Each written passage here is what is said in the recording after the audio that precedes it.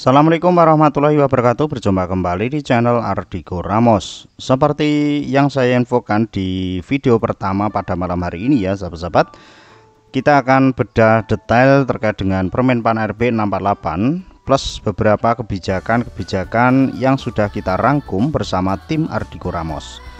Berikut langsung saja untuk ulasan lengkapnya. Namun jangan lupa tonton sampai selesai agar tidak miskomunikasi ataupun salah persepsi berbeda dengan apa yang admin inginkan. Berikut untuk ulasan lengkapnya.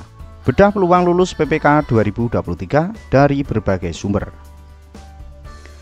Perlu diketahui, informasi ini dikutip dari Permen PAN RB 648, dari BKD Bandung Barat, dan dari big.com.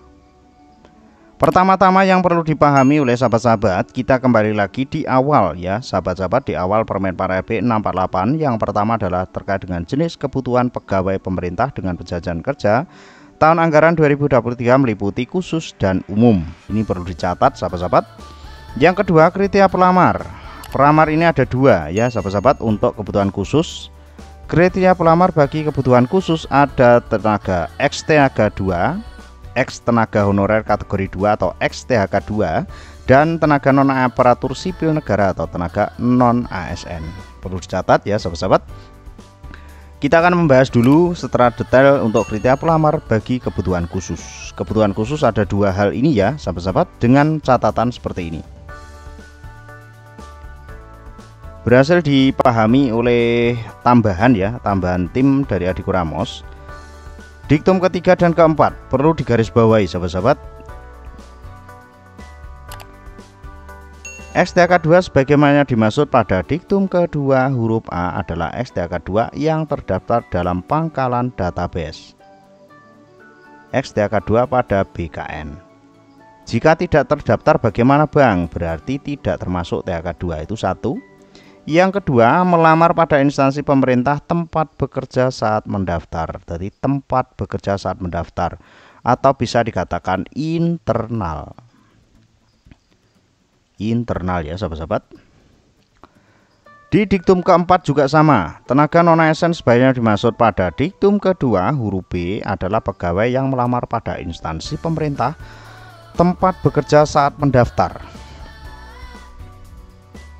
Jadi melamar di tempat bekerja saat mendaftar dan memiliki pengalaman kerja paling sedikit 2 tahun secara terus menerus pada instansi pemerintah yang dilamar. Secara otomatis ini tidak resing atau masih aktif sampai hari ini. Jadi dia masih aktif dengan masa kerja paling sedikit 2 tahun. Perlu dicatat, ini berarti jika tidak memenuhi persyaratan ini berarti tidak termasuk sebagai pelamar khusus non ASN atau tidak dianggap sebagai tenaga non ASN sebagai pelamar khusus. Selanjutnya, instansi pemerintah di sini kita jelaskan ya sahabat-sahabat, perbedaan unit kerja dan instansi. Ini kita kutip langsung. Unit kerja adalah satuan kerja atasan langsung sebagai tempat ASN atau calon ASN yang melaksanakan tugas dalam organisasi. Unit kerja adalah satuan kerja. Instansi adalah kumpulan-kumpulan unit kerja, kumpulan-kumpulan unit kerja yang saling berkolaborasi menjadi satu kesatuan yang sifatnya utuh. Instansi bisa berupa kementerian, lembaga, atau badan pemerintah. Kementerian, lembaga, atau badan pemerintah.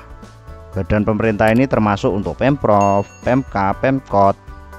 Seperti itu ya sahabat-sahabat. Kementerian sudah cukup jelas lagi, lembaga. Jadi misalkan Puskesmas A dan Puskesmas B berarti itu masih dalam satu instansi. Persyaratannya di sini adalah instansi ya sahabat-sahabat, instansi. Jadi sini adalah pada pemerintah, instansi pemerintah tempat bekerja saat mendaftar. Di instansi pemerintah saat mendaftar. Perbedaannya unit kerja dan instansi ya sahabat-sahabat.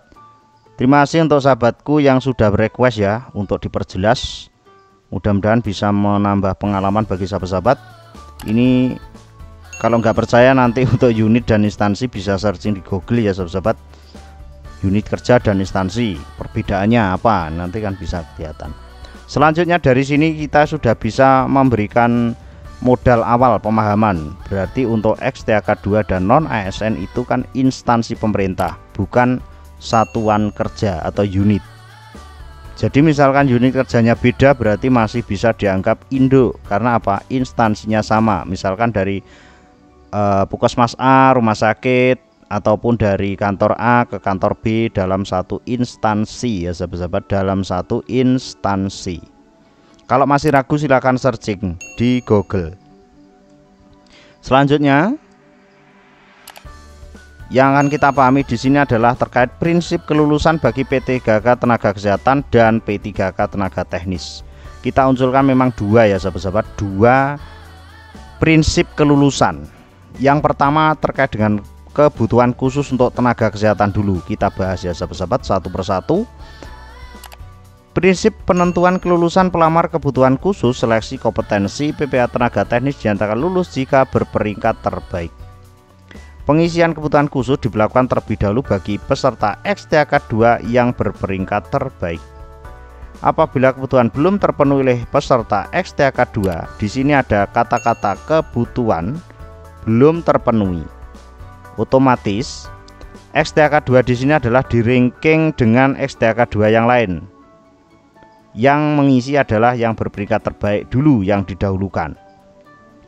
Apabila kebutuhan belum terpenuhi oleh peserta XTAK2, maka kebutuhan tersebut diisi oleh peserta tenaga non ASN yang berperingkat terbaik.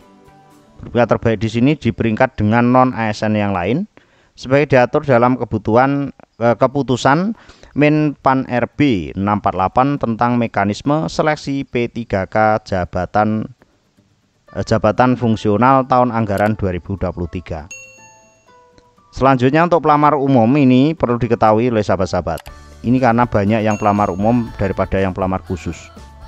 Prinsip penentuan kelulusan pelamar kebutuhan umum seleksi kompetensi P3 tenaga teknis didasarkan pada nilai ambang batas kelulusan atau passing grade. Aturan mengenai nilai ambang batas kelulusan ditetapkan oleh Kemenpan RB dan Keputusan Menteri Pendayagunaan Aparatur Negara dan Reformasi Birokrasi Nomor 652 Tahun 2023 tentang nilai ambang batas seleksi kompetensi pengadaan P3K tahun 2023. Dari sini sahabat-sahabat, apakah ada perbedaan antara tenaga kesehatan dengan tenaga teknis? Screenshotan ini kita ambil dari BKD Kabupaten Bandung Barat, sahabat-sahabat. Di sini semuanya sama ya sahabat-sahabat, berperingkat terbaik sama. Jadi antara tenaga teknis dan kesehatan itu rankingannya sama untuk prinsip kelulusan bagi P3K tenaga teknis dan kesehatan. Lanjut untuk teman-teman guru, kenapa Bang yang dibahas cuma tenaga teknis dan tenaga kesehatan? Kenapa untuk P3 tenaga guru tidak dibahas pada kesempatan kali ini?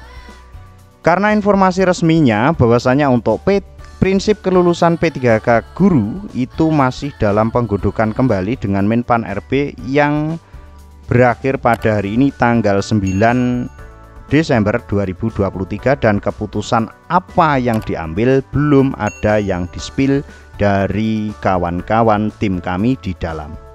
Soalnya masih belum ada keputusan final yang boleh diakses ataupun dimuat di media, terutama di YouTube Ardiko Ramos. Selanjutnya kawan-kawan yang perlu diperhatikan lagi,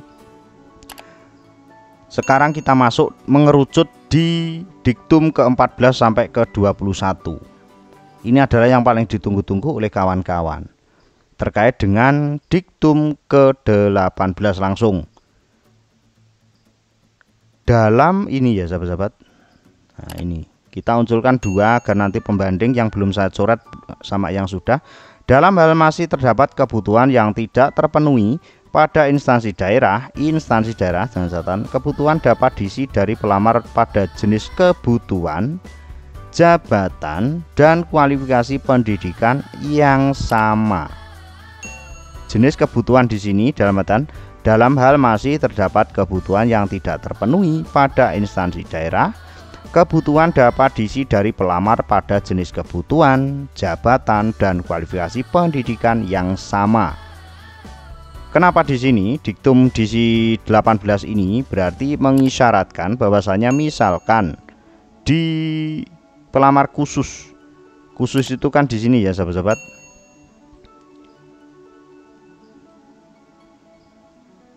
(14, 15, 16) jika ini dalam satu instansi belum tercukupi, maka bisa diisi oleh kebutuhan khusus dari unit ataupun dari tempat lain, dan catatan masih dalam satu instansi ya sahabat-sahabat di sini. Tapi dengan catatan untuk instansi daerah. Nah, ini kata kuncinya di sini. Instansi daerah. Kebutuhan dapat diisi dari pelamar pada jenis kebutuhan, jabatan, dan kualifikasi pendidikan yang sama dari unit penempatan atau lokasi kebutuhan yang berbeda. Berarti bisa ya sahabat-sahabat untuk pemerintah daerah, khusus ke khusus, umum ke umum. Sampai sini saya kira sudah bisa dipahami ya sahabat-sahabat. Kita lanjut ke diktum ke-19. Dalam hal masih terdapat kebutuhan yang tidak terpenuhi, ini terlepas ya, terlepas karena di sini adalah untuk instansi pusat. Pengisian kebutuhan hanya dilakukan pada instansi yang melakukan pengelompokan. Maksud dari pengelompokan ini sudah kita pelajari berkali-kali sahabat-sahabat. Pengelompokan di sini adalah terkait dengan kementerian, misalkan kementerian Kemenak. Untuk Kemenak itu kan ada beberapa kanwil. Nah, seperti itu ya sahabat-sahabat. Berarti bisa antar kanwil di sini ya sahabat-sahabat. Dalam artian di sini adalah pada instansi yang melakukan pengelompokan. Instansi di sini tadi kan sudah jelas ya sahabat-sahabat. Instansi sudah kita jelaskan di awal. Instansi itu berbeda dengan unit kerja. Unit kerja gabung menjadi satu instansi. Seperti itu ya sahabat-sahabat. Jadi kalau hanya lintas unit kerja masih dalam satu instansi, berarti itu masih dianggap induk. Kita lanjut ke diktum ke-20. Saya kira untuk diktum ke-19 sudah jelas, untuk daerah dan pusat sudah jelas. Bisa diisi ya sahabat-sahabat. Pengisian kebutuhan hanya dilakukan. Pengisian kebutuhan sebagian dimaksud pada diktum ke-19 diperjelas berasal dari pelamar pada jenis kebutuhan dan kelompok jabatan yang sama, khusus ke khusus, umum ke umum. Di sini sudah jelas ya sahabat-sahabat. Pengisian kebutuhan sebagaimana diktum ke-18 dan diktum ke-20 berlaku ketentuan sesuai masing-masing jenis kebutuhan. Khusus, umum, 18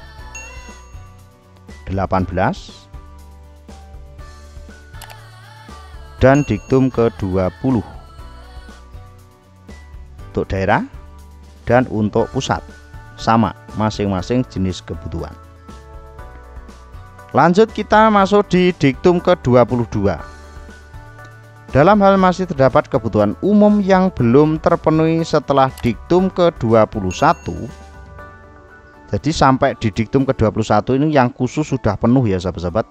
Karena yang khusus diambilkan dari yang khusus yang lain, dari unit kerja yang lain dalam satu instansi. Dengan catatan di sini jabatan ya, di sini pelamar pada jenis kebutuhan dan kelompok jabatan yang sama. Kalau untuk pusat seperti itu, jenis kebutuhan dan kelompok jabatan yang sama. Berarti di sini tidak mengisyaratkan kualifikasi pendidikan yang sama ya sahabat-sahabat. Di sini di diktum ini kan nggak ada kata-kata itu. Nah, ini syaratnya hanya ini, jenis kebutuhan dan kelompok jabatan yang sama,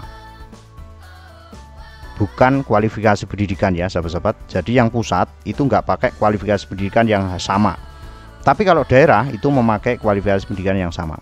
Saya cukup jelas ya sahabat-sahabat. Kita next ke diktum ke-21. Dalam hal masih terdapat kebutuhan umum yang belum terpenuhi setelah diktum ke-21, karena formasi yang umum lebih banyak dari yang khusus. Pada kebutuhan khusus dengan memenuhi ketentuan sebagaimana pada diktum ke-17. Jadi sudah blong ya sahabat-sahabat. Ketentuan sebagaimana pada diktum ke-17. Jadi untuk pelamar khusus yang mau ke umum itu harus memenuhi nilai ambang batas. Pertanyaan yang paling ditanya-tanya oleh kawan-kawan, Di mana Bang peraturannya untuk umum bisa mengisi ke khusus? Dari diktum 1 sampai ke 22 itu belum ada yang menyatakan bahwasanya untuk pemenuhan kebutuhan itu dari kebutuhan yang sama ya sahabat-sahabat, kebutuhan yang berbeda ya sahabat-sahabat, belum ada kata-kata seperti itu. Hanya saja di diktum ke-22 terdapat kebutuhan umum yang belum terpenuhi. Setelah diktum ke-21 diberlakukan, maka kebutuhan tersebut diisi oleh peserta pada kebutuhan khusus. Kalau khusus ke umum kan nggak ada, ini belum ada aturannya. Sampai sini berarti bisa ya sahabat-sahabat, berarti khusus diisi dulu yang khusus. Jika tidak terpenuhi, umum diisi oleh yang umum dulu. Jika memang umum masih ada yang lowong dan umum sudah habis, tidak ada yang mengisi, tidak ada yang NAB, maka akan diisi oleh pelamar khusus yang memenuhi ambang batas. Jadi kesempatan untuk kawan-kawan mengisi misalkan dari formasi A itu yang lulus PG 4, padahal formasinya 3 masih 1, sedangkan di tempat lain itu ada 3 formasi namun yang passing grade cuma 2, masih sisa 1, itu bisa diisi oleh teman-teman itu. Terkait apa saja kode-kodenya akan kita bagikan di video ketiga. Kenapa sahabat-sahabat kita tidak gabung di sini? Agar nanti kawan-kawan tidak carut-marut ataupun cegah untuk menonton karena terlalu panjang videonya. Mudah-mudahan informasi ini bisa bermanfaat. Silakan yang masih bingung berkomentar di bawah video ini, akan kita jawab langsung maupun akan kita bahas besok malam di video terkait dengan peluang kelulusan di seri ke-7. Mudah-mudahan informasi ini bisa bermanfaat. Ada kurang biasa maaf. Wallahul muwaffiq ila thoriq. Wassalamualaikum warahmatullahi wabarakatuh.